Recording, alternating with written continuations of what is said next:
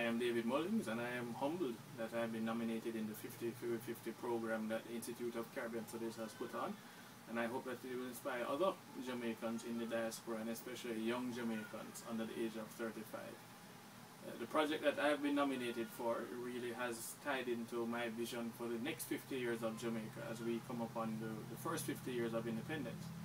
What I have been looking at in terms of the diaspora is our charitable giving and changing the way that has been done. Traditionally, the way it has been done in Jamaica and through diaspora organizations is that the charity sends out a message, requests donations, and then spends that year in Jamaica. The good ones provide a report on how the money was spent so that you can then get an idea of the return on investment. Then the following year they come back and ask you for money again. A lot of the organizations tend to reach out to the same companies. We're talking about Grace Kennedy, Western Union, Victoria Mutual, NCB, Jamaica National.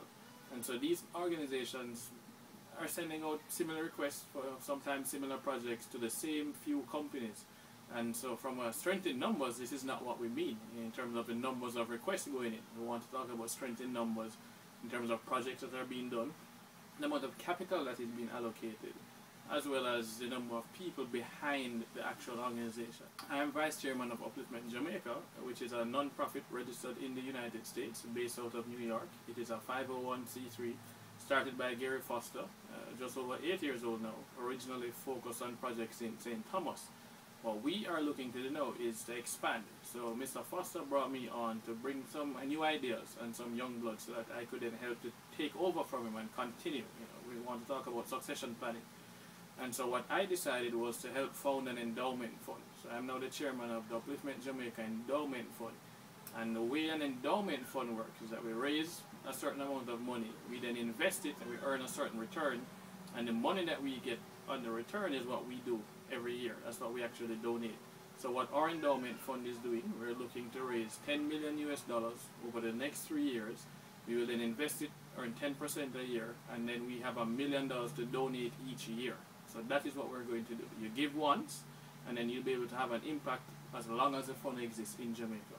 Obviously for us, the most important thing is going to be governance. And so we're putting together a strong board of directors.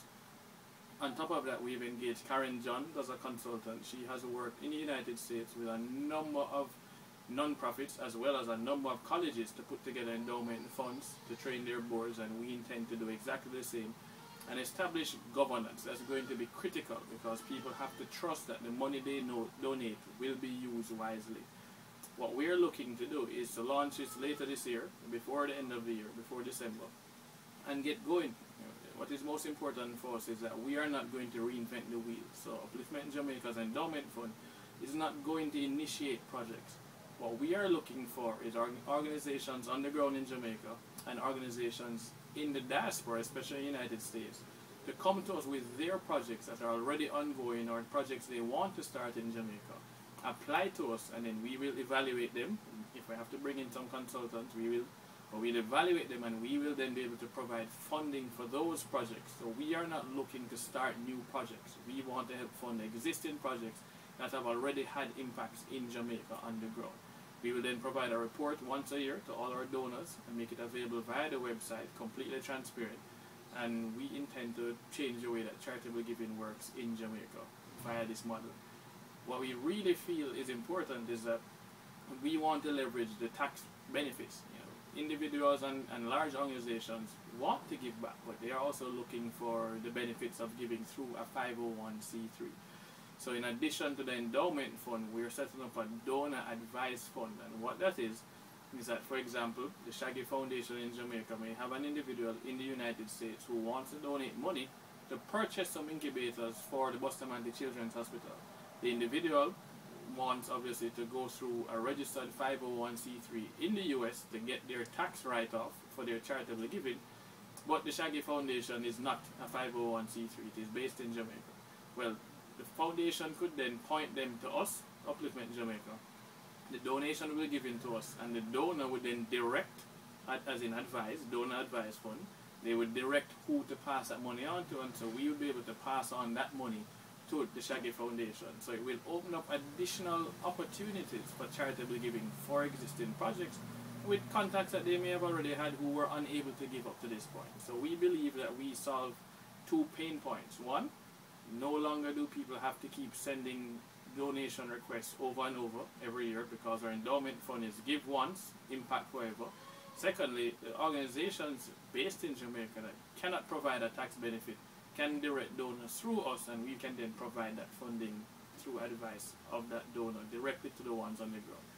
We intend to focus on three key areas. We want to focus on education, health, and security. Those are the three areas that we believe Jamaica will most benefit from in terms of an economic impact.